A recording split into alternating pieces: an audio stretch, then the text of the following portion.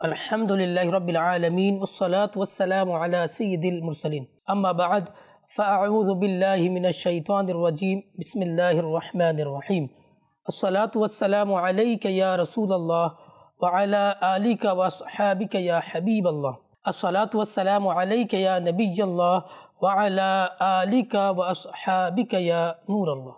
মাদানী চ্যানেলের দর্শকবৃন্দ, দরুদ শরীফ পাঠ করার অগণিত ফজিলত এবং বরকত রয়েছে। রাসূল করিম রাউফুর রহিম আখির নবী হযরত মুহাম্মদ সাল্লাল্লাহু তাআলা আলাইহি ওয়াসাল্লাম ইরশাদ করেছেন, যে ব্যক্তি আমার উপর একবার দরুদ শরীফ পাঠ করে আল্লাহ তাআলা তার উপর 10টি রহমত নাজিল করেন। সাল্লু আলাল হাবিব সাল্লাল্লাহু তাআলা আলা মুহাম্মদ সাল্লাল্লাহু তাআলা আলাইহি ওয়াসাল্লাম। মাদানী চ্যানেলের দর্শকবৃন্দ, উপস্থিত হয়েছি সাহাবীদের অভ্যাস মোবারক অনুষ্ঠানে।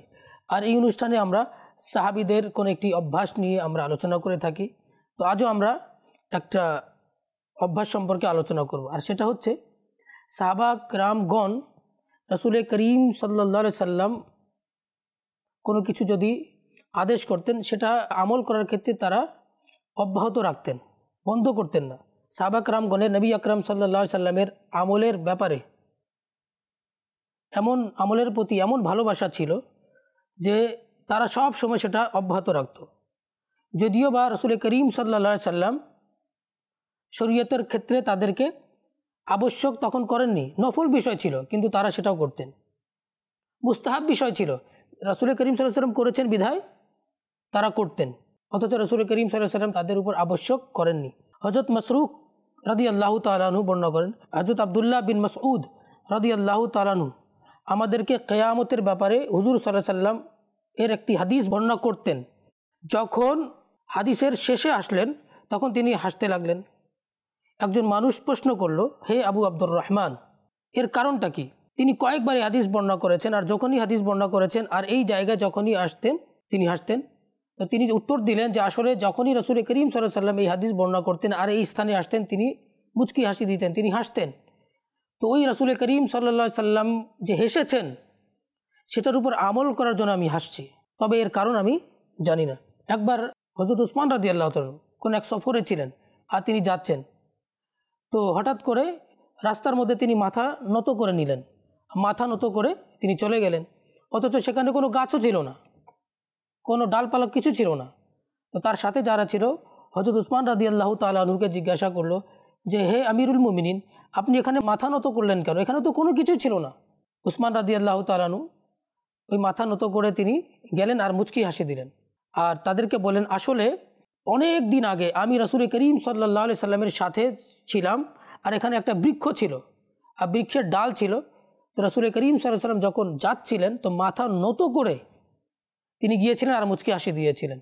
তো ওই রাসূল করিম সাল্লাল্লাহু আলাইহি সাল্লামের এই যে আমল, ওই আমলের উপর আমি কি করছি? আমল করছি, যদিও বা আজকে এখানে বৃক্ষ নেই। আল্লাহু আকবার। মাদানী চ্যানেলের দর্শকবৃন্দ, সাহাবা কেরামের কেমন ভালোবাসা দেখুন, যে নবী পাক সাল্লাল্লাহু আলাইহি সাল্লাম মাথা নত করে গিয়েছেন, বৃক্ষ ছিল, ডাল ছিল, আর উসমান রাদিয়াল্লাহু তাআলা যাচ্ছেন, ওখানে বৃক্ষ নেই, ডাল নেই, কিন্তু রাসূল করিম সাল্লাল্লাহু আলাইহি সাল্লাম যে গিয়েছেন একবার, এটা কোনো ফরজ ওয়াজিবও না যে মাথা নত করে যেতে হবে, কিন্তু তিনি রাসূলের সুন্নাতের উপর আমল করার জন্য তিনি মাথা নত করেছেন, মুচকি হাসি দিয়েছেন। আল্লাহু আকবার। হযরত আলী বিন রাবিয়া রাদিয়াল্লাহু তাআলা আনহু থেকে বর্ণিত, হযরত আলী কাররামাল্লাহু ওয়াজহুল করিম এর পিছনে আমি আরোহী ছিলাম। তিনি আরোহণ করলেন, বাহনের উপর আরোহণ করলেন, আর আরোহণ করার সময় তিনি বিসমিল্লাহ পাঠ করলেন। এরপর বসে তিনি 3 বার আলহামদুলিল্লাহ আলহামদুলিল্লাহ আলহামদুলিল্লাহ পাঠ করলেন, আর 3 বার আল্লাহু আকবার পাঠ করলেন। এরপর এই আয়াতে কারিমা পাঠ করলেন, সুবহানাল্লাযী সাখখারা লানা হাযা ওয়া মা কুন্না লাহু মুকরিনিন। তারপর তিনি এই শব্দগুলো বললেন, লা ইলাহা ইল্লা আনতা সুবহানাকা ইন্নী যালামতু নাফসি ফাগফিরলি যুনুবি ইন্নাহু লা ইয়াগফিরু যুনুবা ইল্লা আনতা। এ থেকে ফারিগ হওয়ার পর হযরত আলী রাদিয়াল্লাহু তাআলা নত হলেন, ফাদাহিকা, অতঃপর তিনি হাসলেন। তো আমি আরজ করলাম, হে আমিরুল মুমিনিন, আপনাকে কে হাসিয়েছে, কারণটা কি? তিনি বলতে লাগলেন, ইন্নী কুনতু রাদিফান নবী সাল্লাল্লাহু আলাইহি সাল্লাম, আমি একবার রাসূল করিম সাল্লাল্লাহু আলাইহি সাল্লামের পিছনে বসেছিলাম বাহনের মধ্যে। তো রাসূল করিম সাল্লাল্লাহু আলাইহি সাল্লাম তখন এভাবে করেছিলেন, একটু নত হয়েছিলেন এবং হেসেছিলেন। তো সেই কারণে আমি কি করছি? রাসূল করিম সাল্লাল্লাহু আলাইহি সাল্লামের এই আমলটাকে করছি। সাহাবা কেরামগণ আচ্ছা, এই কাজটা ফরজও না, বাহনের উপরে যদি রাসূল করিম সাল্লাল্লাহু আলাইহি ওয়াসাল্লাম একটু নত হয়েছিলেন, এখন হযরত আলী রাদিয়াল্লাহু তাআলা নত হচ্ছেন, রাসূল করিম সাল্লাল্লাহু আলাইহি ওয়াসাল্লামের এই আমলের প্রতি কী করছেন, ফলো করছেন। এই আমল করাটা কিন্তু ফরজও না, ওয়াজিবও না, সুন্নতে মুআক্কাদাও না, কিন্তু মুস্তাহাব্বা। এই মুস্তাহাবের উপর কেমন আমল করতেন আমাদের সাহাবা کرامগণ। অথচ আজকে আমরা মুসলমান, আমরা নবীর উম্মত হওয়ার দাবি করি, আমরা কি আমাদের উপর যে নামাজ ফরজ হয়েছে আমরা কি নামাজ আদায় করছি? ফরজ কাজই আমরা করছি না। রোজা ফরজ হয়েছে, রমজান মাসের মধ্যে পর্দা লাগিয়ে হোটেলের মধ্যে বসে খাচ্ছে মুসলমান ব্যক্তি, অথচ রোজা ফরজ, মানুষ জাকাত আদায় করে না, এই ফরজ কাজগুলো কাজ করছে না। হজ ফরজ হয়ে গেছে, হজ করছে না। মুস্তাহাব আমল তো দূরের কথা, সুন্নাত আমল তো দূরের কথা। আর আমাদের সাহাবা کرام কেমন ছিলেন?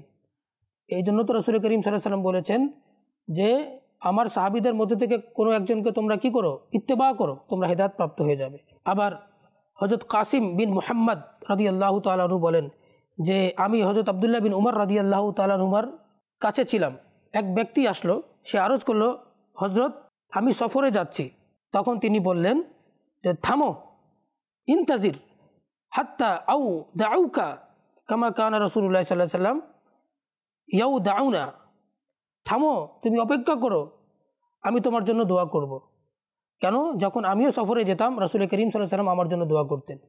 তো যখন কোনো ব্যক্তি সফরের জন্য বের হয় আর আপনি যদি তার সঙ্গে থাকেন তাহলে অবশ্যই তার জন্য দোয়া করুন, হাত উঠিয়ে নিন আর তার জন্য দোয়া করুন যে ফি আমানিল্লাহ, আল্লাহ তাআলা আপনাকে আল্লাহর আমানে দিয়ে দিলাম, আল্লাহ নিরাপত্তায় দিয়ে দিলাম, আল্লাহ আপনাকে বরকত দিক, আপনার সফরকে আল্লাহ তাআলা সহজ করে দিক, আমরা দোয়া করি। দেখুন এক্ষেত্রেও আব্দুল্লাহ ইবনে উমর রাদিয়াল্লাহু তাআলা কী করছেন, যে রাসূল করিম সাল্লাল্লাহু আলাইহি ওয়াসাল্লামকে অনুসরণ করছেন। হযরত মুজাহিদ রাদিয়াল্লাহু তাআলা আনহু থেকে বর্ণিত, আমরা এক সফরের মধ্যে হযরত আব্দুল্লাহ ইবনে উমর রাদিয়াল্লাহু তাআলা আনহুর সঙ্গে ছিলাম। তো আব্দুল্লাহ ইবনে উমর রাদিয়াল্লাহু তাআলা আনহু রাস্তা থেকে হাঁটছেন, হাঁটতে হাঁটতে কী করলেন, তিনি আবার একটু সরে গেলেন। তো আমরা আরজ করলাম লিমা ফাআলতা যালিক, এমনটি কেন করেছেন? তিনি বললেন রাআইতু রাসূলুল্লাহ সাল্লাল্লাহু আলাইহি ওয়াসাল্লাম ফাআলা হাদা ফাআলতু, আমি রাসূল করিম সাল্লাল্লাহু আলাইহি ওয়াসাল্লামকে এভাবে করতে দেখেছিলাম, যে তিনি একবার হাঁটছিলেন তো রাস্তা থেকে একটু সরে গিয়েছিলেন, তো রাসূল করিম সাল্লাল্লাহু আলাইহি ওয়াসাল্লামকে যে একবার দেখেছিলাম এভাবে করতে, এই জন্য ফাআলতু, এই জন্য আমি এটা করছি। হযরত আব্দুল্লাহ বিন কায়েস রাদিয়াল্লাহু তাআলা আনহু থেকে বর্ণিত, আমি কুবা নামক এলাকার যে মসজিদ রয়েছে, মসজিদ বনু আমর বিন আউফ এর মধ্যে নামাজ আদায় করে খচ্চরের উপরে আরোহণ করলাম। আরোহণ করে আমি ফিরে আসছিলাম, তখন আমার সাক্ষাৎ হযরত আব্দুল্লাহ বিন উমর রাদিয়াল্লাহু তাআলার সাথে হয়ে গেল। তিনি পায়ে হেঁটে তিনি যাচ্ছিলেন, আমি তাকে দেখে আমার বাহন থেকে নামলাম আর আমি আরজ করলাম, চাচা যান, এর উপর আপনি, বাহনের উপরে আপনি আরোহণ করুন। তিনি বললেন, ভাতিজা, যদি আমি আরোহণ করতে চাইতাম তাহলে আমার কাছে তো বাহন আছে, আমি আরোহণ করে আসতাম, কিন্তু আমি ওই মসজিদের দিকে রাসূলুল্লাহ সাল্লাল্লাহু আলাইহি সাল্লামকে পায়ে হেঁটে যেতে দেখেছি, আর পায়ে হেঁটে গিয়ে রাসূল করিম সাল্লাল্লাহু আলাইহি সাল্লাম সেখানে গিয়ে নফল নামাজ পড়তে দেখেছি। তো ওই রাসূল করিম সাল্লাল্লাহু আলাইহি সাল্লাম যে পায়ে হেঁটে গিয়েছেন ওই সুন্নতের উপর আমল করছি।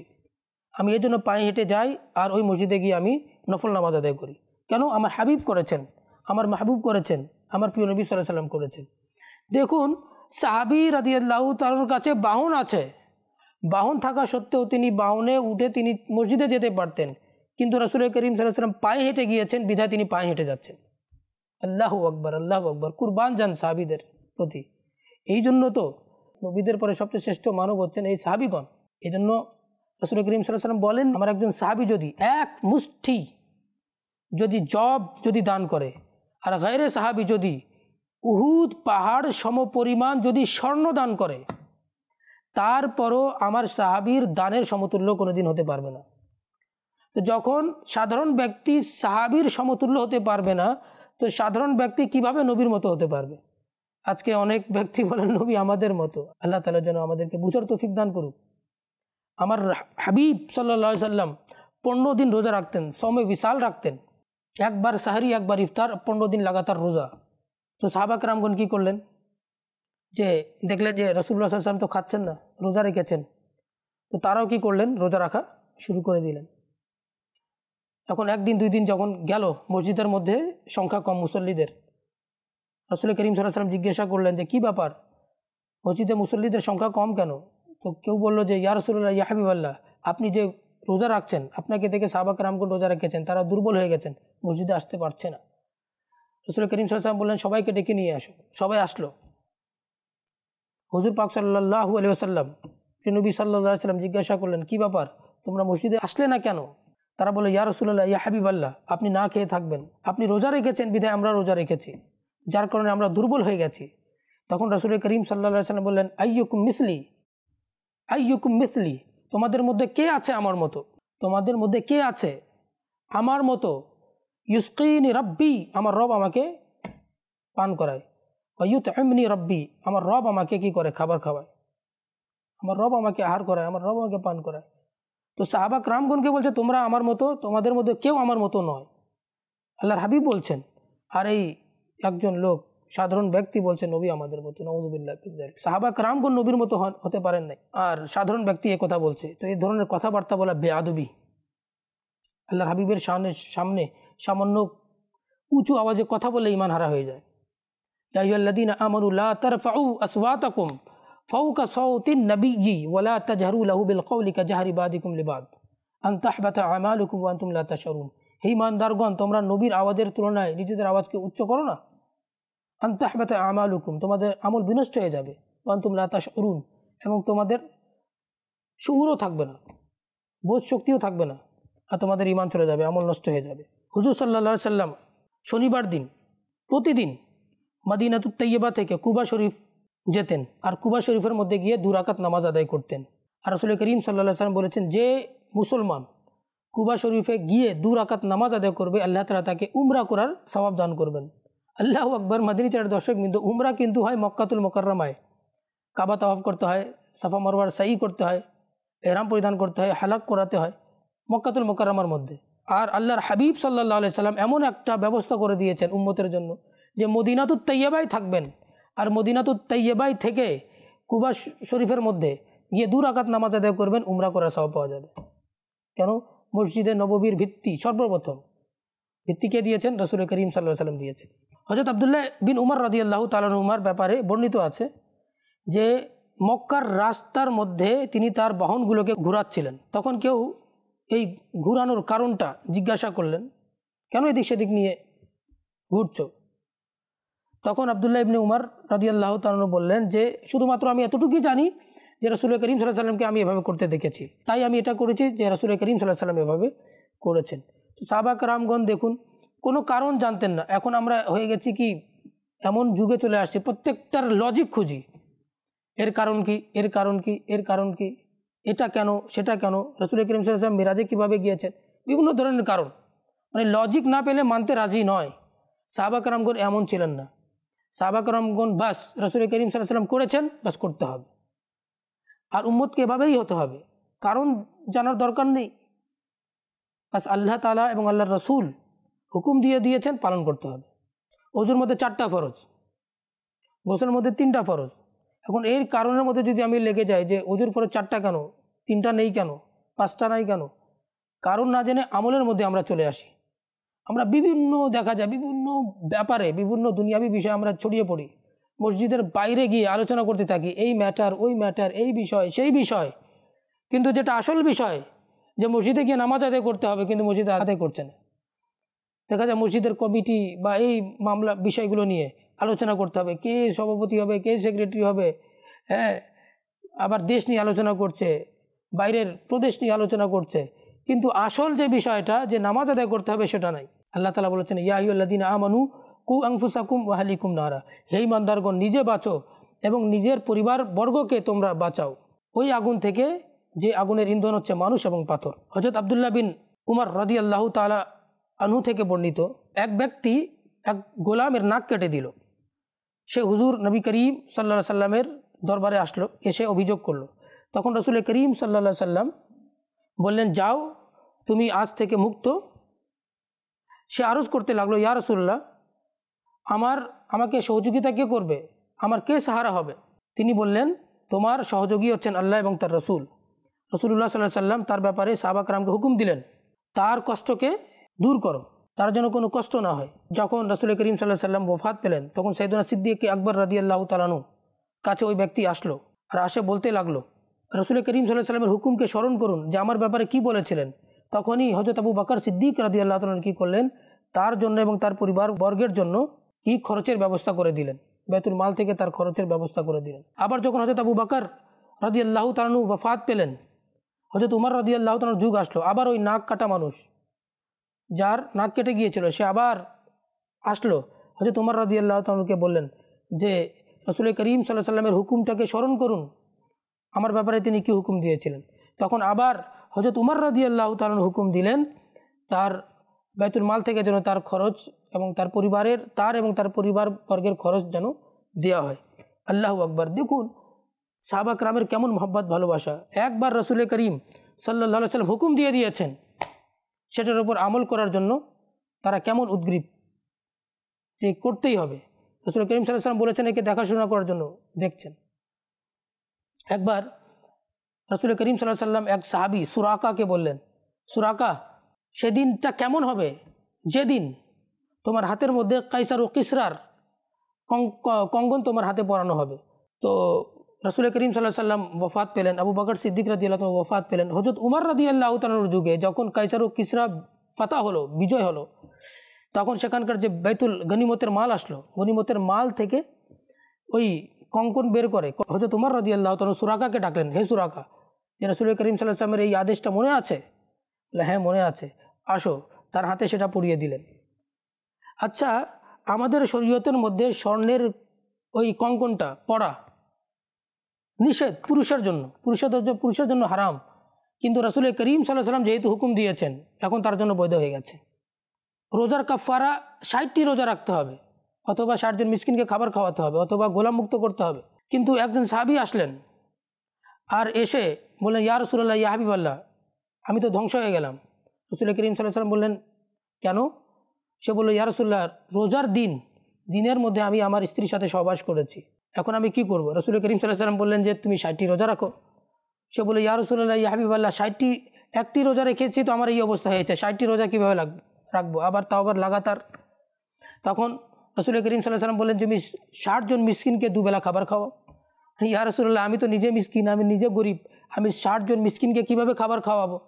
রাসূল করিম সাল্লাল্লাহু আলাইহি সাল্লাম বললেন যে কিছুক্ষণ পর আরেকজন সাহাবী এক ব্যাগ বা এক থলে এক টুকরির মধ্যে খেজুর নিয়ে আসলেন আর রাসূল করিম সাল্লাল্লাহু আলাইহি সাল্লামকে উপহার দিলেন। রাসূল করিম সাল্লাল্লাহু আলাইহি সাল্লাম উপহারটা নিয়ে আবার ওই যে ব্যক্তিকে যে রোজার মধ্যে সহবাস করেছিল তাকে দিয়ে দিলেন, বললেন, যাও এই খেজুরটা নাও, আর খেজুর মদিনার এই শহরের গরিব মিসকিন ব্যক্তিদের মাঝে বন্টন করে দাও, আর বন্টন করে দিলে তোমার কাফারা আদায় হয়ে যাবে। সে আবার বলল, ইয়া রাসূলুল্লাহ, ইয়া হাবিবাল্লাহ, এই শহরের মধ্যে সবচেয়ে গরিব ব্যক্তি আমি। রাসূল করিম সাল্লাল্লাহু আলাইহি সাল্লাম মুচকি হাসি দিলেন, আর রাসূল করিম সাল্লাল্লাহু আলাইহি সাল্লামের দন্দানে মুবারক প্রকাশ পাচ্ছিল। আর রাসূল করিম সাল্লাল্লাহু আলাইহি সাল্লাম মুচকি হাসি দিচ্ছিলেন আর বললেন, যাও এই টুকরিটা নিয়ে যাও, তুমি খাও, তোমার পরিবারবর্গকে খাওয়াও, তোমার কাফারা আদায় হয়ে যাবে। আল্লাহু আকবার। আচ্ছা বলুন, কোরআনের মধ্যে আছে 60 জন মিসকিনকে খাবার খাওয়াতে হবে, 60টি লাগাতার রোজা রাখতে হবে, অথবা গোলাম মুক্ত করতে হবে। তো এই যে কাফারা কোরআনের মধ্যে ঘোষণা একটা, কিন্তু রাসূল করিম সাল্লাল্লাহু আলাইহি সাল্লাম ঘোষণা দিচ্ছেন আরেকটা। তো আল্লাহ তাআলা আমার হাবিবকে ক্ষমতা দিয়েছিলেন, তিনি চাইলে কোনো একজনের জন্য আলাদা একটা শরীয়তের একটা মাসলা তার জন্য আলাদা করে ব্যতিক্রম ধর্মী করে দিতে পারেন। কেন? এই জন্য তো আমাদের अक़ीदा হচ্ছে नबी मुख्तार कुल है जिसको जो चाहे अता कर दे, नबी मुख्तार कुल है जिसको जो चाहे अता कर दे, जहाँ बानी अता कर दे भरी जन्नत हिबा कर दे। আল্লাহু আকবার। রাসূল করিম সাল্লাল্লাহু আলাইহি সাল্লাম প্রত্যেক বছর কি করতেন? উহুদের যুদ্ধে যে সমস্ত সাহাবা کرامগণ শহীদ হয়েছিলেন তাদের কবর জিয়ারত করার জন্য যেতেন জীবদ্দশায়। তো রাসূল করিম সাল্লাল্লাহু আলাইহি ওয়াসাল্লামের ওফাতের পরে হযরত আবু বকর রাদিয়াল্লাহু তাআলা আনহু, হযরত উমর রাদিয়াল্লাহু তাআলা আনহু, হযরত উসমান রাদিয়াল্লাহু তাআলা আনহু এই আমল করতেন। হযরত আমির মুআবিয়া রাদিয়াল্লাহু তাআলা আনহু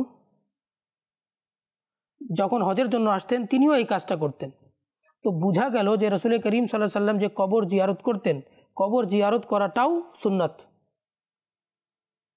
এবং নবী পাক সাল্লাল্লাহু আলাইহি সাল্লামেরও সুন্নাত, সাহাবা کرامগণেরও সুন্নাত। তো আমাদের উচিত প্রত্যেক সপ্তাহে যাদের পিতা মাতা নেই যেন তারা তাদের পিতা মাতার কবরে গিয়ে কবর জিয়ারত করে। যাদের আত্মীয় স্বজন মারা গিয়েছে তাদের কবরে গিয়ে যেন জিয়ারত করে, আর যাদেরকে আল্লাহ তৌফিক দিয়েছেন তারা যেন আবার মদিনা শরীফে গিয়ে রসুল করিম সাল্লাল্লাহু আলাইহি সাল্লামের জন্য মাজার মোবারক জিয়ারত করে।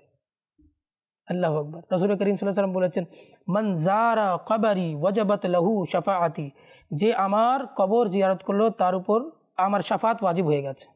আল্লাহু আকবার। তো রসুল করিম সাল্লাল্লাহু আলাইহি সাল্লামের মাজার জিয়ারত করলে শাফাত ওয়াজিব হয়ে যায়, আমার নবীর এটা হাদিস। আর আজকের যুগে অনেকে বলছে কি হজ করার জন্য যাও আর সেখান থেকে ঘুরে আসো, যে মাজারে যাওয়ার নাউজুবিল্লাহ প্রয়োজন নেই, এই ধরনের কথাবার্তা। আর নবীর প্রতি তো ভালোবাসা থাকতে হবে। আলা হযরত রহমতুল্লাহি তাআলা বলেছেন, আরে উসকে তুফैल हज भी खुदा ने करा दिए, उसके तुफैल हज भी खुदा ने करा दिए, असले मुराद हाजिरी उस पाके दर की है।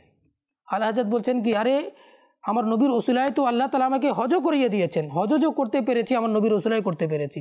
নবী না থাকলে হজও পেতাম না, নবী না থাকলে নামাজও পেতাম না, নবী না থাকলে কোরআন পেতাম না, নবী না থাকলে রোজা পেতাম না, নবী না থাকলে এই আমলগুলো পেতাম না, তাসবিহ তাহলিল কিছু পেতাম না। তো আল্লাহ তাআলা নবীর ওসিলা আমাদেরকে হজও করিয়ে দিয়েছেন। আসলে মুরাদ হাজির উস পাকে দর কি है। আলা হযরত বলছেন আসল তো উদ্দেশ্যটা হচ্ছে রসুল পাক সাল্লাল্লাহু আলাইহি ওয়াসাল্লামের মাজার জিয়ারত করা। আর আলা হযরত রহমতুল্লাহি তাআলা আলাইহি যখন মাজারে গেলেন কি বলছেন, वो सुए लाल हजार फिरते हैं तेरे दिन ए बहार फिरते हैं, कोई क्यों पूछे तेरी बात रजा तुझसे शायदा हजार फिरते हैं। আল্লাহু আকবার, আল্লাহু আকবার। আল্লাহ তাআলা যেন আমাদেরকে বারবার মদিনা শরীফ জিয়ারত করার তৌফিক দান করুক। মাদিনী চ্যানেলের দর্শকবৃন্দ, আজ এই পর্যন্ত। আগামী অনুষ্ঠানে আবারও একটা নতুন বিষয় নিয়ে আপনাদের সম্মুখে উপস্থিত হব। ততক্ষণ পর্যন্ত ভালো থাকুন, সুস্থ থাকুন, মাদিনী চ্যানেল দেখতে থাকুন। সাল্লু আলাল হাবিব সাল্লাল্লাহু তাআলা আলা মুহাম্মদ সাল্লাল্লাহু তাআলা।